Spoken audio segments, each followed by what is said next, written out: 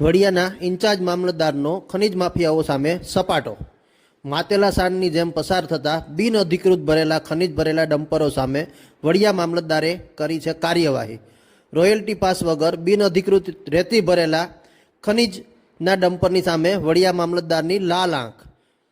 જાણવા મળતી વિગતો મુજબ વડિયા બસ સ્ટેન્ડ પાસેથી ખનિજ ભરેલું એક ડમ્પર પસાર થતું હતું. તેને વડિયા મામલતદાર દ્વારા રોકવામાં આવ્યું હતું અને આ ખનિજ ભરેલા ડમ્પરના ચાલક પાસેથી તેનો રોયલ્ટી પાસ માગવામાં આવતા તે રજૂ ના કરતા તેમની સામે કરવામાં આવી છે કાર્યવાહી. કુલ ડમ્પરમાં મળેલી ખનિજની વિગતો મુજબ ડમ્પરની અંદર 27.5 ટન રેતી ભરેલી હતી, જેની અંદાજે કિંમત 24,750 રૂપિયા અને ડમ્પરની કિંમત 7 લાખ રૂપિયા ગણી અને 7,24,750નો મુદ્દામાલ વડિયા મામલતદાર દ્વારા સીઝ કરવામાં આવ્યો છે. આ ડમ્પરને હાલ વડિયા પોલીસના હવાલે કરવામાં આવ્યું છે. વડિયાના ઇન્ચાર્જ મામલતદાર કેજરભાઈ સિંધી અને કુલદીપસિંહ સિંધવ દ્વારા આ કાર્યવાહી કરવામાં આવી છે.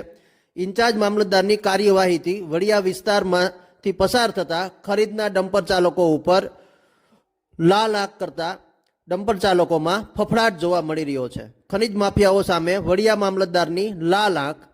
વડિયામાંથી પસાર થતા બિનઅધિકૃત રીતે ખનિજ ભરેલા ડમ્પર ઉપર વડિયા મામલતદારની કાર્યવાહી.